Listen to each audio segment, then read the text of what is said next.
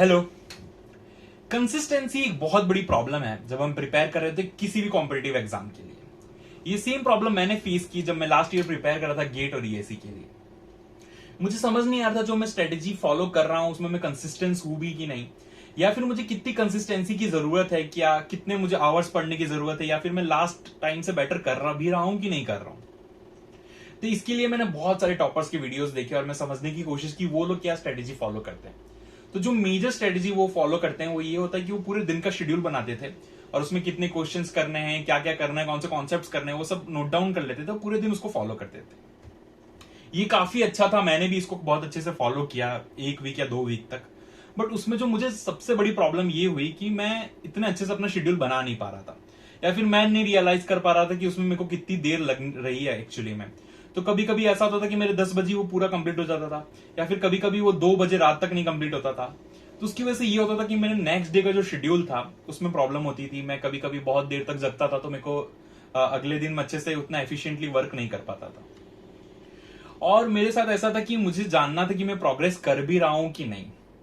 तो मुझे बहुत अच्छा, मैंने एक स्ट्रेटेजी जो मैंने तब अपनाई जो मेरे को बहुत यूजफुल है, मतलब उस टाइम के बाद से मेरी जो खुद के ऊपर जो डाउट था कि मैं अच्छे से पढ़ रहा हूं कि नहीं पढ़ रहा हूं, वो वाली जो प्रॉब्लम थी वो एकदम सॉल्व हो गई। मैं एक्चुअली में क्या करता था, मैं एक लॉग बुक यूज करता था जिसमें अपने टाइम नोट करता था कि मैं पूरे दिन में कितना पढ़ रहा हूँ। जैसे कि अगर मैं 5 मिनट भी उठ रहा हूँ बीच में तो मैं उसको उसमें लिख देता था कि मैं 5 मिनट के लिए ब्रेक लिया है और फिर वापस स्टार्ट करता था। जिससे कि जब दिन खत्म होता था तो मुझे एक टाइम पता होता था कि मैंने दिन में भाई 10 घंटे पढ़ाई की है, 12 घंटे पढ़ाई की है, 14 घंटे पढ़ाई की है। और इससे मेरे को एक सेटिस्फेक्शन भी मिलता था। तो मैंने सेम वही किया है। जैसे कि मैं आपको एक एग्जांपल दिखाऊंगा, ये मेरी रोड डायरी है जिसमें मैंने पूरे गेट और ईएससी प्रीलिम्स के लिए पूरा जितना मेरा टाइम लॉग था मैंने सब इसके अंदर लिखा है। जैसे सपोज ये है, इसके अंदर मैं खुद को पॉइंट्स भी देता था जिससे कि मुझे क्वांटिफाई पता रहे कि मैं कितने अच्छे से प्रिपेयर कर रहा हूँ। और उसके लिए मैंने एक पूरी एक्सेल शीट बनाई थी जो मुझे बहुत हेल्पफुल थी मेरी पूरी प्रिपरेशन जर्नी में। और वो मुझे मोटिवेटेड रखती थी कि मुझे अगले दिन और अच्छे से मेहनत करनी है और अच्छे से प्रिपरेशन करनी है। तो जैसे ये जो फर्स्ट पेज होता था उसके अंदर मैंने यहाँ पे लिख के रखे हैं कि मैंने फर्स्ट को 6 आवर्स पढ़ा, सेकेंड को 6 आवर्स पढ़ा, 3 अगस्त को 9 आवर्स पढ़े, और ऐसे ऐसे करके सारे। और सब में मैं ऐसे पर्सनली लिखता था अलग अलग में कि हर दिन का कितना है। और ये जितना भी होता था मैं उसको अपने एक्सेल शीट में डाल देता था, जो मैं आपको अभी एक्सेल शीट में दिखाऊंगा। तो ये है मेरी एक्सेल शीट जो मैंने गेट 2022 के लिए और ईएससी के लिए प्रिपेयर की थी। यहाँ पे जैसे कि आप देख सकते हैं, जैसे कि मैं यहाँ पे पॉइंट्स देता था खुद को। जैसे कि अगर मैंने लेस देन 6 आवर्स मैंने पढ़ाई की तो मैं खुद को 0.15 देता था, जिसका मतलब है कि मैं 15% ही मैंने अपना एफिशिएंसी यूज़ की है।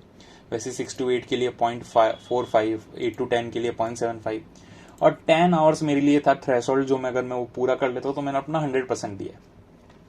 तो वैसे ही करके मैंने खुद को पॉइंट्स दिए थे 17 आवर्स तक, मैं वहां तक खुद को मैं पुश किया था। फिर ऐसे ही जैसे 1 अगस्त 2021 का है ये, जिसमें मैंने 6 आवर्स पढ़ा था, सेकेंड डे को 6 आवर्स पढ़ा था। वैसे ही मैंने खुद को 0.45 दिए थे, मैंने खुद के यहाँ पे फॉर्मूलाज कर दिए थे यहाँ पे। और यहाँ पे मैं मल्टीप्लाई करता था दोनों को कि मेरी एफिशिएंसी कैसे मल्टीप्लाई होती जा रही है। और ऐसे ही मैं बहुत सारे अलग अलग रेशियोस वगैरह यूज करता था जानने के लिए कि मैं कितना अच्छा इंप्रूव कर रहा हूँ कि नहीं कर रहा हूँ। जैसे मेरे एवरेज आवर्स एग्जाम तक मेरे इतने थे 11.3 के आसपास, और मैं फ्लक्चुएट कर रहा था हर रोज इतने एवरेज जो था। वहीं पे ये मेरा एवरीडे का ये मेरा ग्राफ है। यहाँ पे ये जो मल्टीप्लिकेशन का ग्राफ है ये यहाँ पर है कि मैंने एंड में बहुत ज़्यादा मेहनत की थी, इससे पता चलता है। और इससे आप एक और चीज़ जान सकते हैं कि अब कंसिस्टेंसी का मतलब ये नहीं होता कि हम रोज सेम 10 आवर्स दे रहे हैं। कंसिस्टेंसी का मतलब रोज ये हो रहा है कि हम रोज अच्छे से पढ़ाई कर रहे हैं, कि रोज हम अपना बेस्ट देने की कोशिश कर रहे हैं। इसमें कभी हम ऊपर कभी ज्यादा कर सकते हैं, कभी नीचे कर सकते हैं। जैसे कि आप देख सकते हैं यहाँ पे जो हमारी यहाँ पे लाइंस वगैरह हैं, ईसीजी की टाइप लाइंस है, ऊपर नीचे हो रही हैं। पर इसका ये मतलब है कि मैंने रेगुलरली पढ़ाई की है। और जैसे कि आप देख सकते हैं कि एवरेज आवर 11.3 है, इतनी ज्यादा इसको इनकंसिस्टेंसी भी नहीं कहेंगे, ये काफी कंसिस्टेंस परफॉर्मेंस है। बट क्योंकि हमारे पास ऐसा कोई एक्सेल नहीं होता, हमारे पास कुछ ऐसा लॉग डेटा नहीं होता, उससे हम जान नहीं पाते हैं कि हमने अच्छे से पढ़ाई की है कि नहीं की है।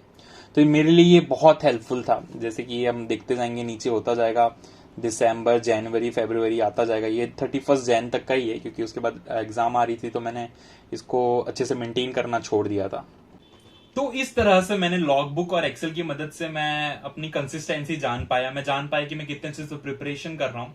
और सबसे जो बड़ी बात थी, जो मेरे ऊपर एक सेल्फ डाउट था कि मैं अच्छे से कर पाऊंगा कि नहीं कर पाऊंगा एग्जाम आने तक, क्योंकि मैं हर दिन हम टेंशन में रहते हैं कि हम सही कर रहे हैं कि नहीं कर रहे हैं।